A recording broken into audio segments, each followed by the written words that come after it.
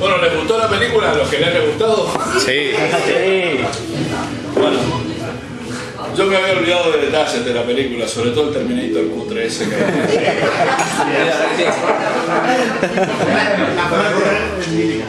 Hombre, ¿a qué necesita mover los brazos si se arrastra por el suelo?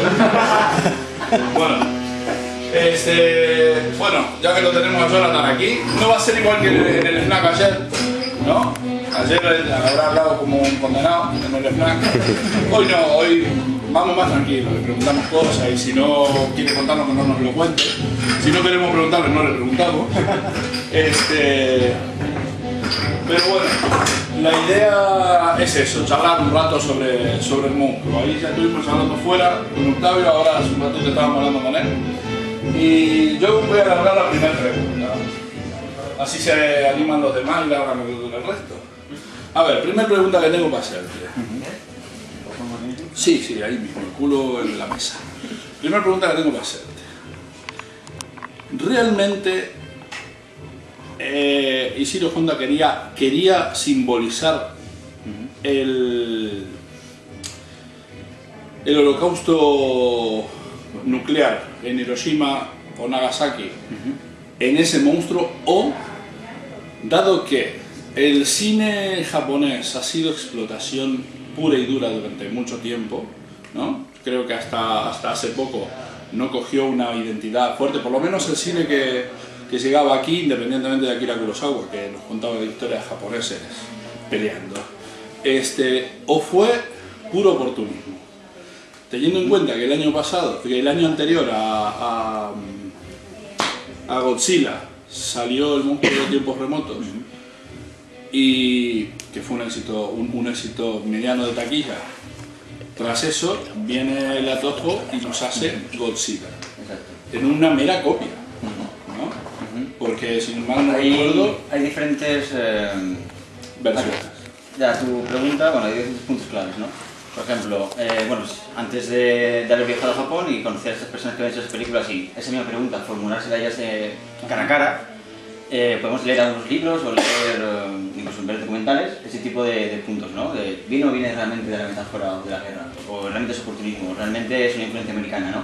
Y puedes leer de diferentes autores diferentes respuestas, ¿no?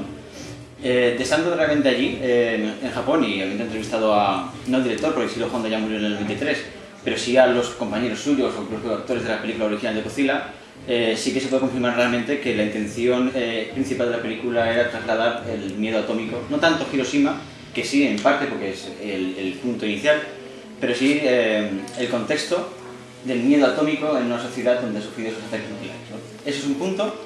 Otro punto, como comenté también ayer en la FNAC, fue el incidente del Tarragona Afortunado número 5, por ejemplo, que no es tan conocido como Hiroshima, aunque es muy importante también, porque marca la última víctima de la bomba atómica, ¿no? Realmente es uno de los pesqueros que murió, el último pesquero que murió en los 80, desde el 54, es decir, en el año 54, en marzo del 54, una bomba nuclear explota en una isla del Pacífico Sur, es una prueba americana, es en secreto, nadie lo sabe, y un barco estaba pescando cerca de esas islas, ¿no? De repente, pues los marineros exclaman, hostia, un segundo sol ha salido, ¿qué es esto, no? No saben lo que es, porque nunca antes habían visto una bomba atómica ni saben lo que era, ¿no?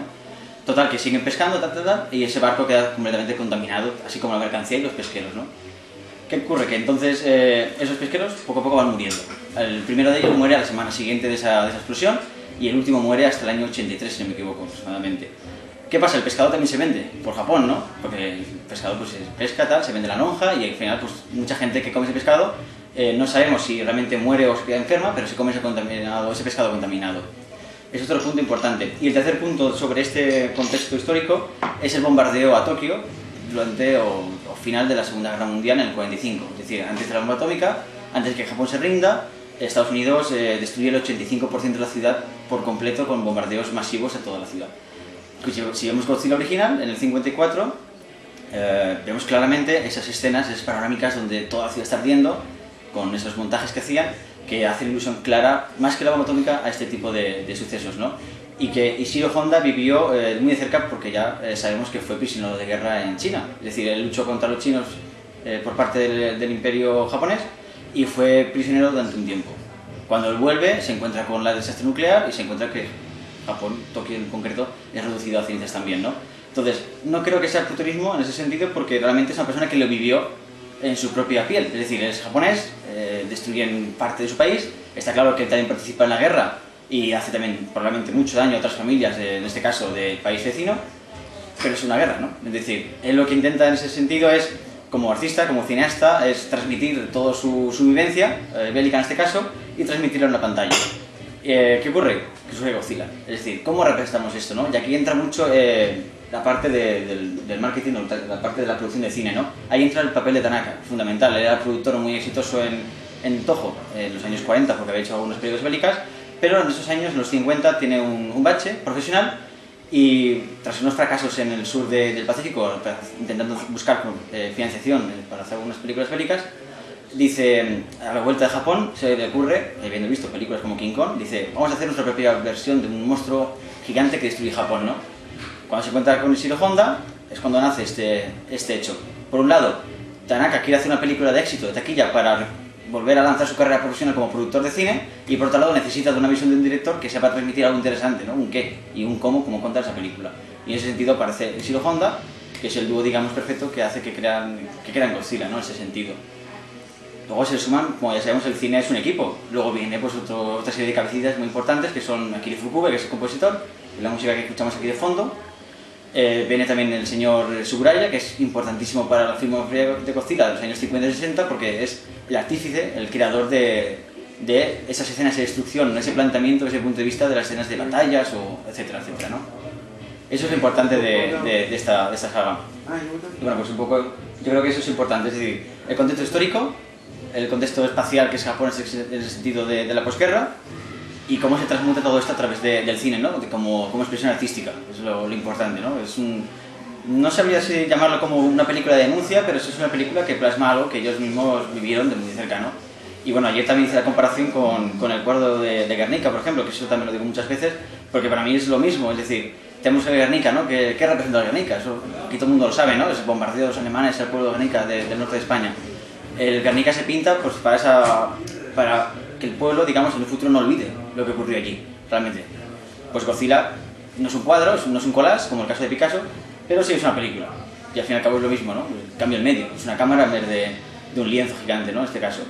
Y bueno, pues eso sería un poco Vale, lo que yo puedo aprender desde Japón. Segunda pregunta que tengo, esto ya no va por ese lado, es la narrativa japonesa, lo hablábamos antes con Octavio fuera, a mí a veces se me escapa, ¿no? Yo miro muchísimo cine asiático, pero en particular la narrativa japonesa se me escapa. No por el hecho de que sean todos iguales, que uno dice, anda, este es el mismo chino de antes, no. Sino que por el hecho de que a veces siento, hablábamos sobre una película que es X from Outer Space, esa que yo le decía que cuando vi la película tenía la sensación de que algo en un momento se me perdía. Lo mismo me pasa en esta y lo mismo me pasa en muchas de las películas de Godzilla. No me pasó en las últimas tres. También me pasó en 20th Century Boys. Entonces digo, terminé aceptándolo como la gente que cree en Dios acepta a Dios y todo eso. Entonces dije, bueno, esto lo acepto como es, y es una narrativa que se me escapa por momentos, pero yo desde el punto de vista del cine digo, aquí le han pegado tijera a la película, o a lo mejor le han pegado tijera al guión y en la película lo han dejado. Esta es otra de las preguntas que realicé, no solo a japoneses, sino también a gente española que he entrevistado para este documental. Es esa pregunta, ¿qué pasa con la narración japonesa? Yo el documental no lo vi, que lo sepan, porque yo estoy haciendo la misma pregunta. ¿Qué concepto tienen los japoneses de la narrativa y cómo lo transmutan eso al cine, no? El documental, este que estoy haciendo, no trata tanto sobre este tema, pero sí es planteamiento interesante para entender, desde un punto de vista occidental, por qué esta narración es tan diferente a la nuestra. Es decir, ese final Hollywood no existe. Por ejemplo, si vemos Godzilla original, uno de los protagonistas se suicida. Es decir, más amargo no puede ser el final. No hay ninguna película de la época, así popularmente conocida, digamos, que termine de esa forma tan drástica, tan dramática. Me cargo el protagonista por salvar al mundo entero. Es decir, está creando un nuevo diálogo, una nueva forma de narración poco occidentalizada, o por lo menos poco asentada, ¿no? Es decir, hay unos cánones en Occidente, desde hace muchísimo tiempo, que son tenemos el planteamiento de los nudos y un desenlace, ¿vale? Y nos movemos siempre. Pero en Japón han intentado imitar esto y muchas veces fracasan. Sí. Tenemos muchas películas tipo esta que tienen un montón de nudos imposibles de atar porque no se explican nunca. Y son inverosímiles parte de esto, porque intentan hacer una mezcla que luego se dan cuenta que se han perdido. Y digo, ¿cómo hago esto ahora? Ya no tengo ni dinero ni tiempo para hacerlo. Luego en el productor se enfada. El caso es que el director de esta película, al cual pude entrevistar, yo le pregunté, ¿esta película realmente tenemos la intención de mostrar un Godzilla de la bomba atómica o algo así? Es decir, ¿tenemos que tener en cuenta ese tipo de reflejo? Y él me dijo, no. Esta película es puro entretenimiento. De hecho, lo es. Sí. ¿Lo es? Es decir, es la mayor película con efectos especiales de Godzilla, creo, en cuanto a escenas de acción, para, digamos, entretener, no cine americano. De hecho, tiene mucha influencia de películas como Terminator, por ejemplo. Es muy explotación, eso es lo que te decía, Y el director me dijo, tú mira Godzilla contra King Ghidorah como si fuera una montaña rusa. Ese fue mi concepto de la película. Una montaña rusa donde hay altibajos todo el tiempo. Es decir, cuando planteamos un guión tenemos los picos y los valles, ¿no? Es decir, tenemos momentos álgidos y tenemos momentos más relajados, donde no puede haber todo el tiempo tensión, sino imaginaros, ¿no? Estaríamos ahí todo el tiempo con la garra a la butaca y al final perderíamos el interés por la película. El mayor caso es el de Psicosis, por ejemplo. Cuando entra a la ducha y va a asesinar a la mujer, esos violines, ¿no? De Garland como rompen, pues ese es el punto más álgido de la película en ese sentido. Luego ya vienen los valles, ¿no? Es decir, solamente son picos muy cortos. Pues esta película básicamente pretende hacer lo mismo también. Más a un cine a lo americano, un Godzilla a lo americano. Se podría traducir, ¿no? Y también me dijo otra cosa muy interesante, fue que muchas veces las personas como yo, como nosotros que estamos investigando sobre esas películas, pues a veces pecamos de querer encontrar algo donde no hay, ¿no? Es decir, eso es muy interesante porque eso también te abre la mente y dices, hostia, pues es cierto, al fin y al cabo es una película para ganar dinero, es un negocio. Entonces dices, ¿hasta qué punto llega cada una de las cosas, no? Entonces, en este caso, esta película, según Omori, era básicamente tener ese entretenido al público durante todo el tiempo y conseguir mayor éxito. De hecho, esta película, si no me equivoco, fue por debajo de la película de Mothra, Godzilla contra Mothra del 92, la más exitosa en Japón. Y creo que sí, unos cuantos premios al mejor guión y mejores efectos especiales. Es alucinante. Es alucinante. Para que veamos el concepto y la diferencia que hay entre Occidente, el concepto de cine de Occidente al oriental, ¿no? En cuanto a efectos especiales también habría que hacer aquí un discurso inacabable porque no tiene nada que ver tampoco su forma de ver el cine o de plantearlo. En ese sentido. No, sí, mira, yo hablaba con Octavio antes fuera que una película que me gusta mucho es Final Wars, la de Ryuichi Kitamura. Y me llamó la atención muchísimo los efectos, lo bien que estaban hechos y todo. Digo, aquí han usado digital hasta decirlo bastante. Y se me ocurrió buscar por YouTube un making of, ¿no? Porque, bueno, y me encontré con que realmente eran tíos atados a los arneses y digo, cojones, siguen mejorado, porque a mí la película me encanta y lo que me gusta es que se dé el lujo. ¿La vieron todos aquí Final Wars? ¿No? Pues se joden. Haberla visto. Lo que me gustó es que se diera el lujo de matar a todo el mundo. Tenía licencia para matar. Si nos cargan de todo, ¿qué hacemos con la próxima que tengan que hacer? Pero es que ni más, la intención era con esta película terminar. ¿Cómo se llama Tomiyama, el productor de la película, dijo, pues esto ya es el cierre de la película y quiere una película como esta, pero digamos 10 años después, ¿no? Claro. Es decir, más modernizada, con mejores efectos especiales, eso sí, como tú bien has dicho, no salir del esquema clásico, que es hombre disfrazado. Porque ellos no pretenden salir de esto, ellos usan el hombre disfrazado porque es la identidad de Godzilla. Claro. No quieren un Godzilla de 3D, no lo quieren porque no sería Godzilla, como el americano de Emmerich, que lo critican tanto. Esa es un poco la historia, ¿no? Sí, bueno, el otro día me volví a poner Godzilla Millennium y el momentazo donde dicen, es que ha aparecido un monstruo en Nueva York y dice, no, ese no es Godzilla. Eso digo, toma, alguien tenía que decirlo. Ese fue Kaneko en la película de GNK que da una bofetada al Emmerich. No. Entonces sucede dos veces. Porque en en Godzilla Millennium también lo dice. dice. En Godzilla Millennium es muy pasada. Muy de pasada, pero también lo dice. También dice, no, ese no es Godzilla, dice uno de los japoneses que está por ahí. De hecho, se rumorea mucho entre los fans que el monstruo con el que lucha Godzilla en Godzilla 2000 es Orga, o sea, el monstruo Orga, que es una especie de deformación del monstruo americano. La piedra esa, Sí, la piedra que luego se transforma en una especie de pulpo y luego en un monstruo ahí.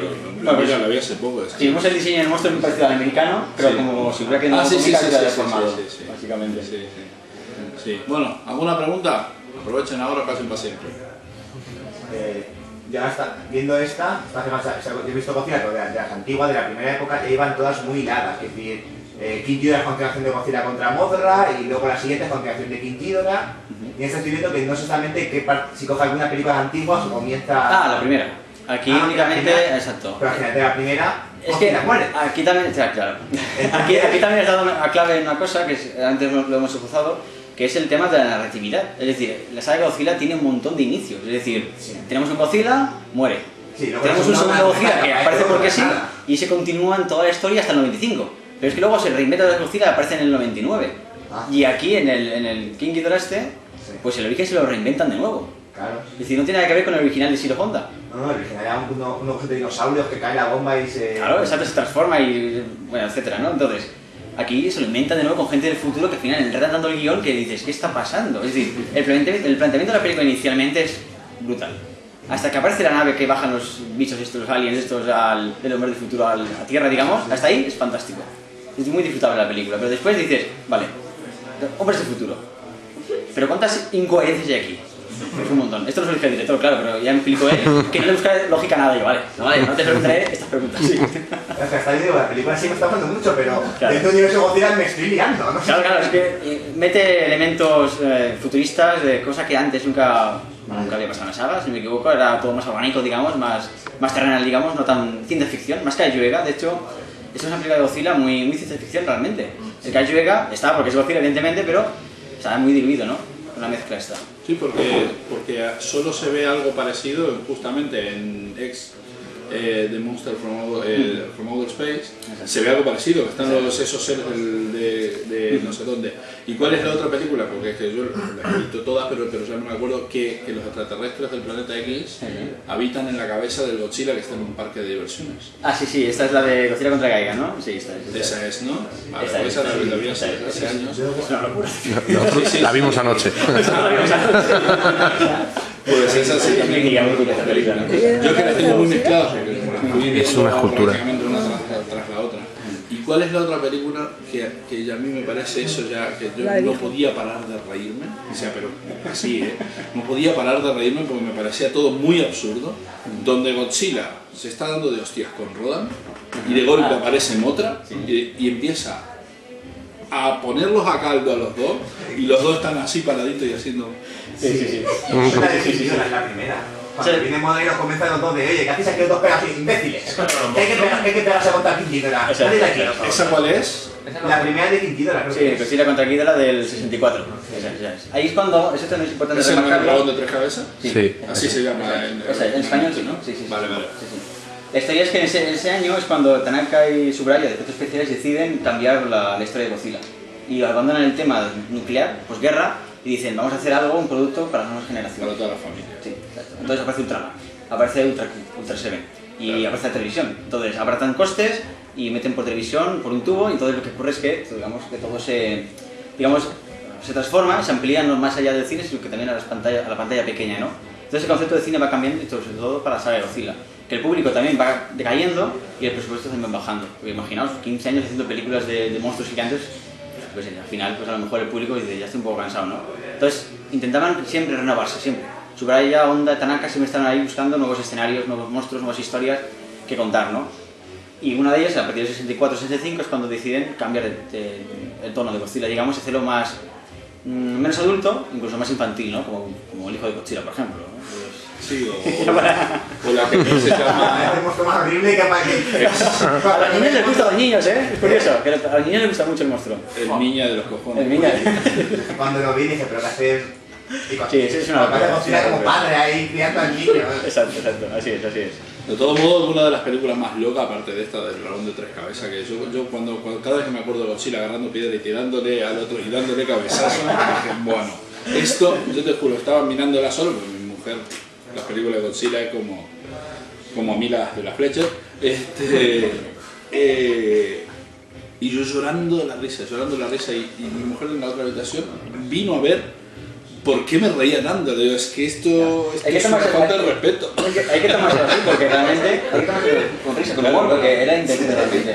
Claro. Y en un momento era hacerlo de lo serio, porque si no hubieran hecho películas como Rodan o The Mysterians o Godzilla original, que es películas realmente serias. Pero estas películas no. Estas películas ya pasan a otro límite, otro público. Porque la otra que es un delirio es la que aquí se llama Gorgo y Superman se citan en Tokio. Vamos a ver Es que eso ya, yo ya cuando vi eso digo, bueno, me voy a reír muchísimo con esto. Al final no es tan graciosa como la otra. Pues nada, más preguntas. Y luego está el momento también se antigua de Godzilla contra el monstruo cero, es así que se va a la y Godzilla con Rodan mete a King Ghidorah y se pone a bailar. Exacto. Exactamente. Eso, en la Kojima, el actor que se mete en el disfraz, básicamente lo que hicieron fue como un símbolo de felicidad, digamos. Ha vencido el monstruo y se pone a pegar unos saltos, ya está, básicamente. Baila y boxea. ¿Eh? Se pone a boxear luego. Ah, sí. Exacto. Bueno, ¿usted no va a preguntar nada? Sí, yo quería preguntar... ¿Ves? Si no nos increpan, no... Sí, es que me ha parecido ver cuando Godzilla lo teletransportan y se carga la máquina del tiempo.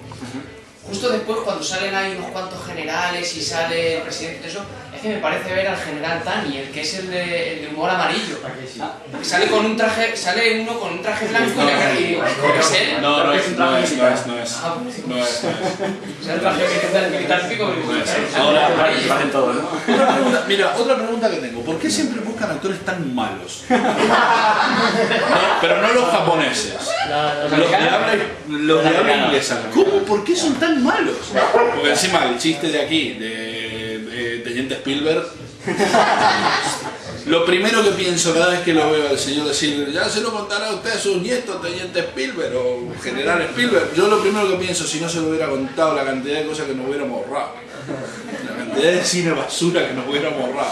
Aquí yo creo que sí que se vuelve un poco a lo que es un poco ridiculizar, meterse con los americanos, porque sí, los robots del futuro Terminator son occidentales y son un poco ridículos. Pero mi pregunta es, ¿por qué son tan malos los actores? No sé.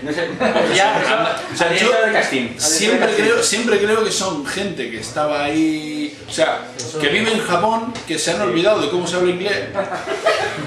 Pero es lo mismo.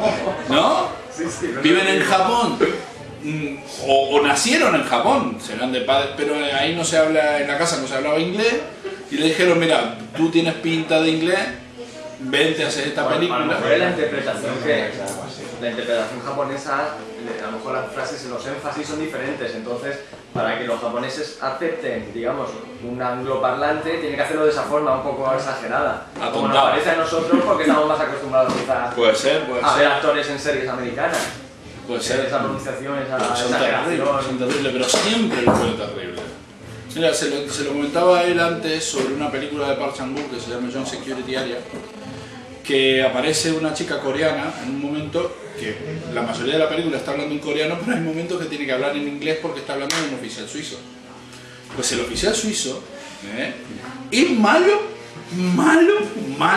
como estos aquí, pero es que la chica coreana hablando en inglés es peor aún. O sea, actúa mal, lo hace todo mal y cuando habla en coreano perfecto. Entonces digo, aquí cogerán esta pobre gente. Eso siempre depende de presupuestos y de la dirección de casting de la película, básicamente. En Japón sí que conozco españoles que trabajan en películas japonesas de extras o figurantes, etc. Y bueno, pues están en agencias de publicidad, básicamente. Y te llaman, y de hecho conozco a una persona español, es un chico español que trabaja en Toho y actúa en películas como figurantes y demás. Y bueno, me contó cómo funciona todo el tema y bueno, pues él va a hacer sus estudios de interpretación, por supuesto. Va a los estudios, o mejor dicho, al manager de publicidad en cuestión, de la que hayan recomendado, por ejemplo, y ese manager pues le llama si encaja su perfil, digamos, a la película. Eso hay que ver en cada caso cómo funciona, porque cada película es una producción, y cada producción es un mundo, es decir, hay ciertas reglas, pero nunca se sabe esas reglas cuáles se van a cumplir. Si realmente es un casting formal 100%, si es amigo de un amigo, si es intereses de traer una estrella de Estados Unidos a Japón y aunque actúe mal es muy conocido y popular y lo ponen porque sí. Es decir, hay un montón de variables y ahí entra la publicidad y el marketing, básicamente. Sí. Más que el concepto artístico de la película. Ya, pero como siempre me ha llamado mucho la atención que cada vez que aparece un actor angloparlante en una película de Godzilla, siempre es un actor muy malo. O sea, muy malo. ¿La versión del 54 americana la has visto? Sí, la tengo. Bueno, pero ahí aparece Raymond Burr y es al revés. Ahí está filmada la parte americana. Ahí lo que ocurrió fue que los americanos no podían ver la película todos japoneses, o sea, todos los actores son japoneses, lo que hicieron fue cortar la película y añadir escenas rodadas por ellos en Los Ángeles en la película. Entonces es la que se estrenó en el 57 en Estados Unidos. No, las dos. La siguiente también sufrió lo mismo y creo que dos siguientes más. Sí, un montón, hasta los 60, 68. De hecho, creo que existe una versión del Godzilla del 85, igual, Sí, con escenas... y además con Raymond Burr, Exacto. otra vez. O sea, interpretando casi el mismo papel que hizo en King of the Monsters. Más como un guiño, ¿no? De lo que fue antes, hace 30 años. Exacto. Sí. Pues yo no soy... Él es el experto, yo fanático nomás. Pero bueno, más cosas. ¿Qué? No me se acojona cuando le digo. Aprovechen, que... Yo una pregunta para los dos. Sin contar la primera de Japón bajo el terror del monstruo, para vosotros personalmente, ¿cuál consideráis que es la mejor o cuál os gusta más? ¿Y cuál la que menos? ¿Y por qué? ¿Empiezas tú? No, tú. Sin contar la primera, sin duda la de Godzilla contra Mothra, sin duda, del 64. Esa es la película más entretenida, más seria, con mayor respeto que pueda haber en la saga. Mejor hecha, mejor banda sonora, interpretación con Takarada, es decir, es para mí la mejor sin duda. Y la peor, pues un megalón, es de lejos la película que tendría que desaparecer de la historia del cine. Es decir, es más, si no se habla mejor, porque así desaparecerá. Si se menciona es como aparecerá, ese es el problema.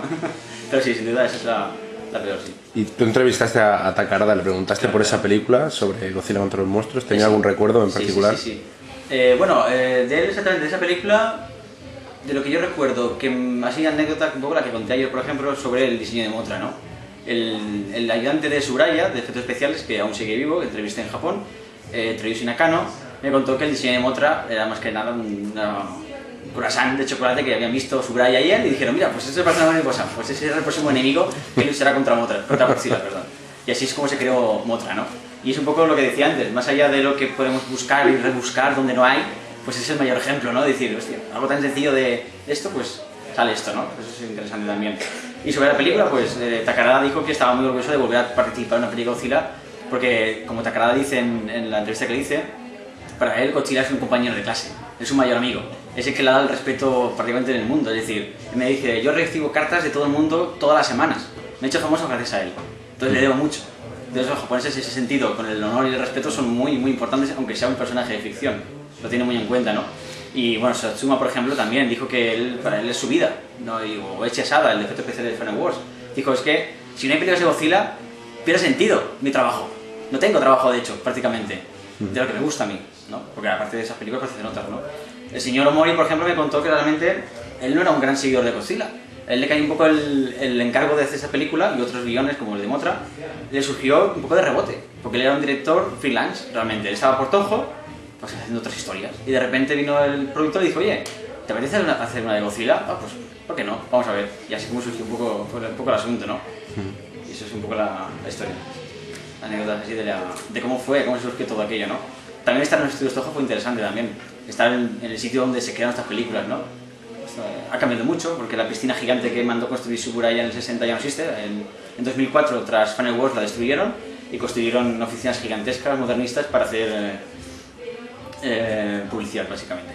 Ya el cine lo tienen igualmente, pero no es tan importante para ellos ya. Me imagino que no se sentirían muy cómodos o... Okay. Los cineastas que habían participado en las entregas de Godzilla, al ver que se había destruido ese... Claro, estaban, vamos, depresivos, ¿no? Lo siguiente, es decir, estaban muy tristes. Yo conocí también al director de efectos especiales, perdón, a Ishii, que es el director de las últimas películas de Ultraman en Japón, y estaba desbordado, en plan, ¿por qué no hay más películas de Kaiju Ega que quiero hacer más? Y su sueño era hacer una película de Godzilla, por supuesto. Pues la mía, mira, a mí no te puedo decir que alguna sea mala, porque con todas me río, básicamente. Esta es una película que le tengo mucho cariño, o sea, eso, le tengo mucho cariño. No es quizás mi película preferida de Godzilla, a mí la que más me gusta es Los hijos del volcán, o sea, Rodan, o sea, me parece brillante esa película, y Final Wars. Para mí Final Wars es la película perfecta de Godzilla. Para mí tiene todo lo que tiene que tener. O sea, todo. También tiene mucho americano, ¿eh? También trae de Star Wars, referencias y sí, todo, Matrix, sí, todo. Sí, muchísimo. Pero es para mí es la película de Godzilla, quitando la primera y Los hijos del volcán, que también es una película que me gusta muchísimo. Es la película que para mí lo tiene todo. De hecho, las últimas tres, mira, lo que hablabas vos sobre la relación que hay, para mí las últimas tres están muy conectadas entre sí, ¿no? O sea, que son Tokyo SOS, Mechagodzilla también. Mechagodzilla y esta aquí, Final Wars. Pero el momento, por ejemplo, en que Mothra va a buscar, ya convertido en mariposa, va a buscar al viejete que está ahí en la cabaña y sale, porque está todo el follón ya con todos los monstruos al final, y sale el viejo, y el momento en el encuentro que tiene entre el viejo y Mothra, me parece súper emocionante. Y eso en otras películas de Godzilla no lo he visto nunca, ¿no? Ese momento. Pero también lo que te decía antes afuera es que a mí Kitamura me gustan prácticamente todas sus películas. Yo prácticamente porque la de esa de Sky High se la podría ver. ¿Y qué te parece Don Fry, el actor americano que aparece en Final Wars? Hostia, no me acuerdo ahora. Pues el general, básicamente. El de bigote, que era boxeador también. No me acuerdo ahora. Pues es que hace mucho que no la veo y yo, mira, para que os dé una idea, yo miro aproximadamente unas 5, 6, 7 películas a la semana. Entonces, tengo que cada tanto volverlas a ver, películas que me gustan volverlas a ver, y esta hace bastante que no la veo. Me la puse la otra vez, pero ya me tuve que liar y eso. Será malo igual que este otro, porque son todos malos, es que es el único recuerdo que tengo, que los actores americanos que aparecen son malos. Bueno, ya está. esa. Por eso cuando vi el tráiler, mira, yo esta la última no la he ido a ver todavía, cuando vi el tráiler y vi el monstruo volando, digo, cojones, aparece Rodan, voy a tener que ir a ver esta película ya. Y al final me dijo que Rodan no, No. ¿Habéis visto la nueva versión de Godzilla? No. ¿Todavía no? ¿Sí? ¿Por aquí sí? ¿Mañana? Yo la semana que viene será. Yo es que los fines de semana estoy aquí encerrado. ¿La que habéis visto la película os ha gustado o qué? No. ¿No os ha gustado por aquí? A mí que me lo Se centra demasiado en el Godzilla. Déjalo con una cabra. Se centra demasiado en el protagonista, en el chico. Sí, es una historia de los protagonistas humanos con los mutos de fondo. Ya. Sobre todo cuando se pelea ahí en... Bueno, No hace spoiler. Hay sobre una pelea y se ve solo en la pantalla de la televisión y tú quieres ver la pantalla y no quieres ver lo demás, que la bomba y eso te acopla. Quieres ver pelear a los... Sí, el asunto de la película... O sea, ya. Puede ser que a lo mejor a los fans de Godzilla pueda decepcionar un poco por el tema de la trama humana y del muto, ¿no? Que prácticamente lleva un gran porcentaje de toda la película, ¿no? Como protagonistas, y dices... Yo creo que era Godzilla, ¿no? Sí. ¿Dónde está? Los momentos que sale a ver son muy épicos. Los momentos finales sobre todo y tal, pero... Yo creo que si hubiera centrado más en la ciudad, en vez de hacerlo tan repetido, Claro. a lo mejor hubiera... Es que claro, ¿habéis visto Monsters? Del nuevo director. ¿Y qué les pareció Monsters del mismo director? Por establecer un puente entre ellas, porque tenemos una película donde hay dos personajes básicamente y un telón de fondo que podría haber monstruos o no. Porque la verdad es que es una película donde el monstruo parece una excusa realmente, ¿no? El telón de fondo, pero está muy bien integrado, en mi opinión. En Godzilla parece que quiere hacer lo mismo, pero también es verdad que tiene muchos elementos más. Aparte que tiene 150 millones de dólares más, pues tiene un montón de personajes por ahí metidos, ¿no? Que pueden funcionar o pueden funcionar. Entonces, cuando tienes tantos elementos en una película, atarlos entre ellos, pues es muy complicado. Sobre todo en un equipo tan grande como una superproducción de Hollywood, ¿no? Eso es lo importante es también esa experiencia, ¿no? También es su primera película, por cierto, en Hollywood, del chaval. 35 años, tan solo. Súper joven.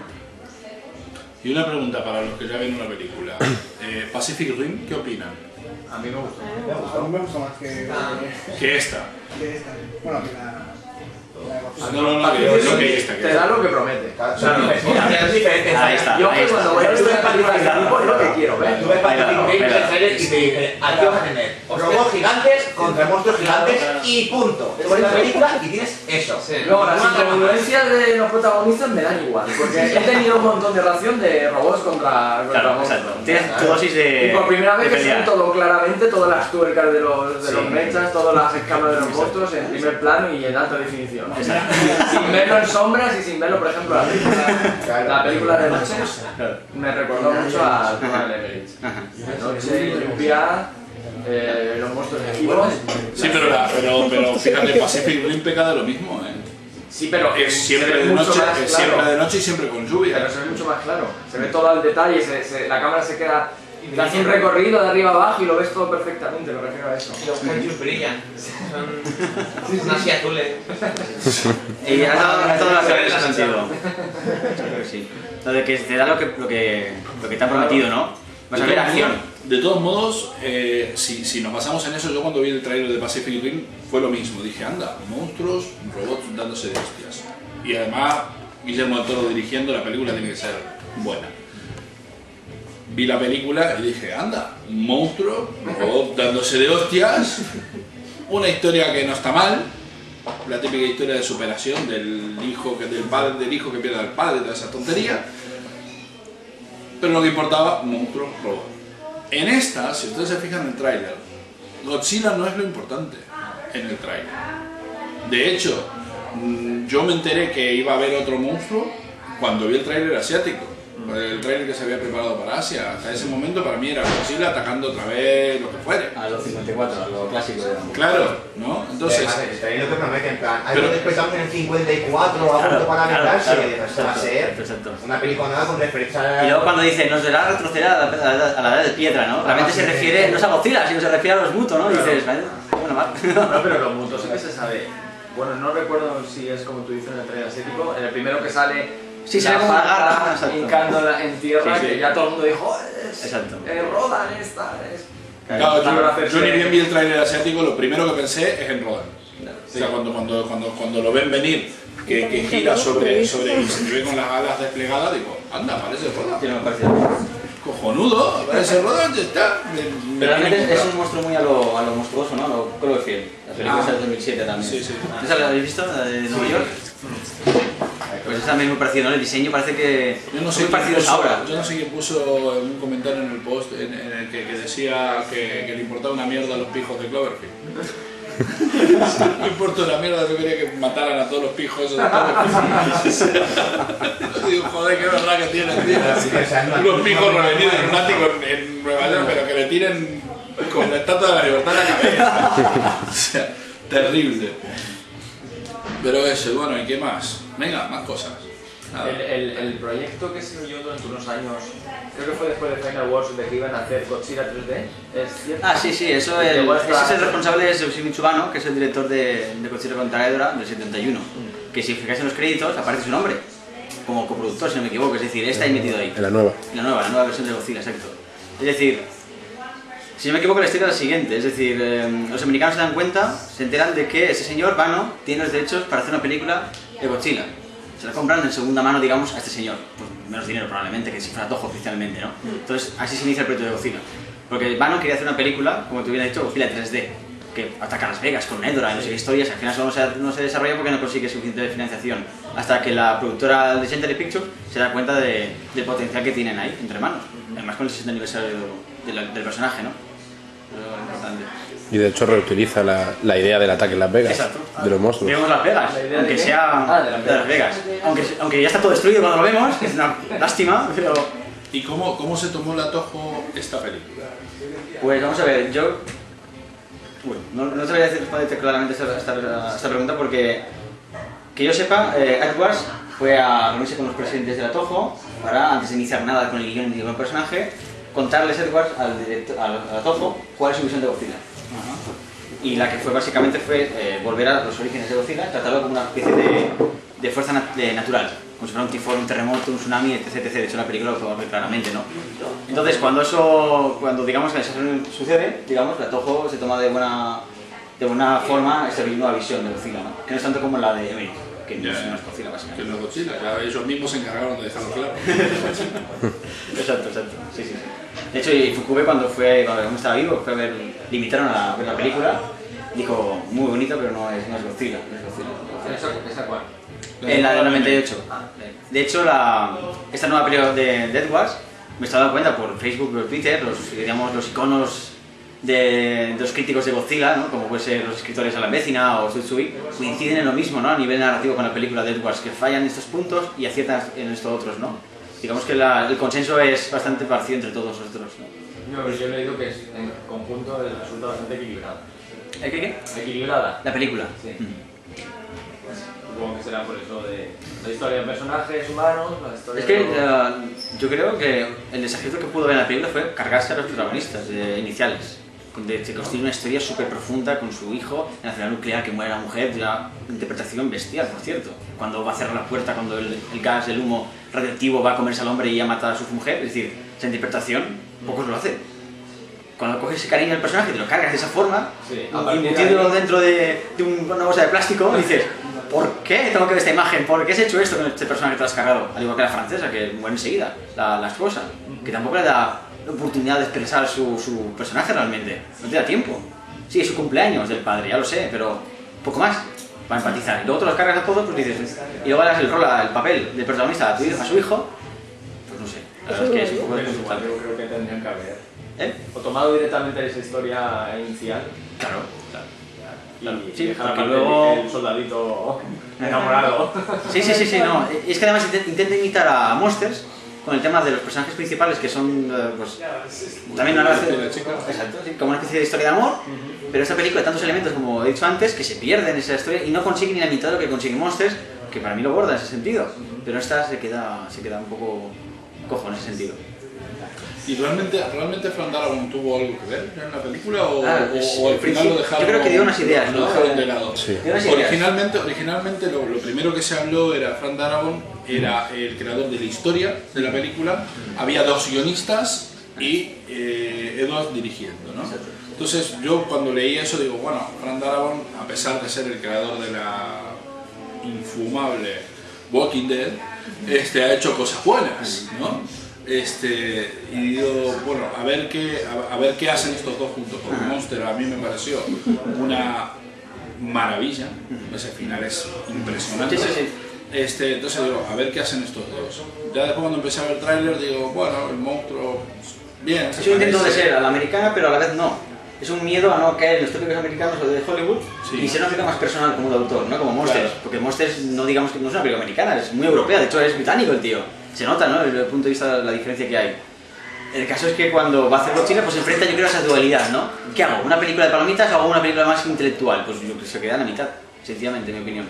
Quizá por presión de productores, por los guionistas, no lo sé, pero básicamente creo que se queda en ese sentido, ¿no? Yo es que cuando fuimos al cine a verla, que estamos tan emocionados que íbamos ahí y dije, no puedo opinar todavía, es muy pronto todavía. A mí me pasó progresivo, acabó la película y dije, bien, me ha gustado, y luego iba de camino a casa, iba dándole vueltas y cada vez me iba como defraudando. Ya, porque se acabas llegando a casa ya y diciendo, no. Yo creo que lo importante de esto es el rescatar al personaje. Sí, es importante porque Godzilla, es decir, hay que darle en ese sentido esa para un importancia. nuevo desarrollo de que haya más material y más, ojalá más películas japonesas. Hombre, lo más fácil es ver cómo funcionó en taquilla en Estados Unidos y si recaudó en el primer fin de semana todo lo que costó la película, tenemos segunda asegurada. La segunda sería Invasión Extraterrestre, una versión de este tipo. ¿Cómo? ¿El qué? ¿Esa cifra la sabemos ya? Todavía no, hasta yo creo mañana, no, el lunes. Yo creo que a partir del lunes ¿Cuándo fue el podemos estreno saber. en Estados Unidos? El jueves pasado. Este jueves también. Vale, O sea, también fue antes de hacer en Estados Sí, Unidos. sí. Vale, pues en Estados Unidos funciona así. O sea, tú tienes, si en el primer fin de semana recauda el dinero necesario, o sea, el dinero necesario es obtener ganancias. No es cubrir el coste de la película. Si esta costó 150, ¿cuánto costó esta? 160. 160 millones de dólares. En el primer fin de semana tienen que recaudar aproximadamente unos 240 millones de dólares. Si recaudan los 240 millones de dólares en el primer fin de semana, hay segunda asegurada. Exceptuando como películas como Fast and Furious. No. Ustedes se ríen. Pero ellos, con Fast and Furious 6, ellos estrenaron Fast and Furious 6, sabían cuáles eran las cifras que iban a tener el primer fin de semana y empezaron a rodar Fast and Furious 7. Y no es que cumplieran las cifras, sino que las superaron como 3 veces las cifras. Entonces ellos ya sabían. Lo mismo pasaba con Piratas del Caribe, ¿no? Entonces, no sé cómo habrá funcionado esto. Tienen ya varias a su espalda. Sí, pero pero fíjate, la quinta de Piratas del Caribe es muy probable que no se haga, porque la cuarta fue full. No, pero por eso, porque hay anteriores, se fijan en el éxito del anterior y hacen una previsión, digo yo. Claro, de lo que pero sí, pero con Fast and Furious 6 no se lo esperaban, O sea, no fue subir claro, otra vez, ¿no? claro. Y lo mismo pasa con los mercenarios. Los mercenarios de Stallone ya sabe que no puede haber una cuarta, entonces ya anunció que no va a haber una cuarta. Pues ya sabe que esta última van a ir los fans a verlo, no va a ir nadie más. Porque la primera van por curiosidad, la segunda porque sí, la tercera ya lo mandan a tomar por culo. Pero creo que Godzilla es una franquicia, ¿no? Ya tienes asegurado un público mínimo, que creo que ya tenemos asegurado el tema del público. Sí, pero 160 millones de... son muchos millones. Ya, pero vamos a ver qué pasa. Vamos a ver. ¿El Pacific Rim cuánto recuerdo? 400... Sí, no sé si llegó a los 400, 400 y poco. Pacific Rim. Pacific Rim. Pero la de Emmerich, de hecho, creo haber leído que también se esperaba hacer una trilogía o varias, ¿no? ¿Cuál, la de Godzilla de La de Emmerich. Ah, sí. Sí. Creo recordar haber leído en su momento que se esperaba hacer una segunda. Bueno, la de ahora, lo que comentaba antes, ¿habéis visto Invasión Extraterrestre? No sé que parecen tantos monstruos en la montaña de Fuji peleándose. Pues se supone que si Godzilla tiene éxito, se hará ese remake, digamos. ¿Monstruos? Vamos a ver qué pasa. No, americana, de Edwards. Si tiene éxito, vamos a ver qué pasa. Ojalá que sí. La remake de Invasión Extraterrestre. Algo así. Un planteamiento muy parecido. Sí, digamos que el director Edwards ha dicho que una de sus películas favoritas, sin contar Bajo el terror del monstruo, es Invasión Extraterrestre. Y que si tuviese la oportunidad de hacer una segunda parte, le gustaría jugar con la idea de una isla donde todos los monstruos estuvieran ahí confinados. Como dando un poco de pistas, a lo mejor luego cuando llega la hora de escribirlo, pues le dice, pues no, oculto, ¿no? Entre sombras. Sí. Bueno, eso decís a la nueva de Jurassic Park. Qué bueno. Pues ¿qué? Sí, bueno, ¿quieren que veamos el tráiler del documental? Sí, por favor. Yo es que lo vi hoy. Estaba colgadito y... joder, una envidia. Sí, mucha envidia. Yo quiero ver los extras, todas esas horas que dice que tiene de entrevistas. Sí, eso tiene que Se ser. va a meter los en hora y media, todos los horas que queremos ver también. Ah, vale, sí, a solas, sí. Eso se tiene que currar un Blu-ray ahí, pero lleno. 60 gigas ahí metido. 20 horas de extra. Tendrán unas 20 entrevistas, 20 entrevistas a Japón y unas 60 horas tranquilamente entre todo, pero brutal. Material, Y tengo que confinarlo todo en 1 hora y media. Y fíjate que eso no sea menos, vamos a ver que... Y eso ocurre. Cuando muere Godzilla, digamos, en la película, pues lo hacen esto. Pues yo digo Ahí tenemos a Ishii, que es el director de las últimas pelis de Ultraman en Japón, y además también ha hecho los making of de películas como Tokyo SOS o Final Wars, y además es el encargado de hacer todos los extras de todas las películas de Blu-ray que ha sacado Toho ahora en Japón. Esa es la que dijiste que no tiene subtítulos. Exacto, no tiene subtítulos ni en inglés, ni en japonés, ni nada. Bueno, como los DVDs tampoco tienen subtítulos. No tienen, no es ninguna novedad, ¿eh? Los DVDs. Los DVDs de Godzilla de Japón no tienen subtítulos. Y los Blu-ray, pues parece que tampoco. Él es el encargado de hacer los extras, digamos. Luego estoy al lado de la chica que está al lado, de la traductora que me acompañó. Esos son los estudios Toho, este despacho de aquí. Le alquilé el despacho por horas para hacer las entrevistas aquí, algunas de ellas. Y otro señor se llama Ron Baker, que es un escritor también de Los Ángeles, que vino también al tema del desarrollo documental y ha escrito algunos libros también sobre Godzilla en California. Aquí tenemos, en el medio tenemos a Eiichi Asada, que es el director de especiales de las películas de Godzilla desde el Tokyo SOS, Godzilla contra Megaguira, Godzilla contra Mechagodzilla y Tokyo SOS también lo es. Y luego el señor de aquí de la izquierda del todo pues, se llama David, que es otro de los traductores que me acompañó durante el viaje. Bueno, aquí tenemos la torre que destruyó Godzilla, ¿no? La torre de Jiguilla. Aquí también se fue el encuentro en el hotel. Aquí estoy también con Asada. Aquí no tengo muchas fotos, las hemos hecho de casualidad. Esta es la misma figura. La misma figura, sí. Y aquí estamos en la entrada del estudio Toho. con Isi. Isi me hizo una guía por todos los estudios porque ama el género y me contó pues un montón de anécdotas sobre el tema. Por ejemplo, me dijo que las primeras pelis de Godzilla no se rodaban en los estudios Toho porque no estaban todavía bien vistas en la propia productora y se rodaban a 1 kilómetro más arriba, en el que se me acompañó. Esas naves ya están destruidas, hay casas ahí donde la gente habita. Pero bueno, me dijo, aquí en este emplazamiento se rodó Godzilla 54, Godzilla contraataca o rodan. Entonces es interesante.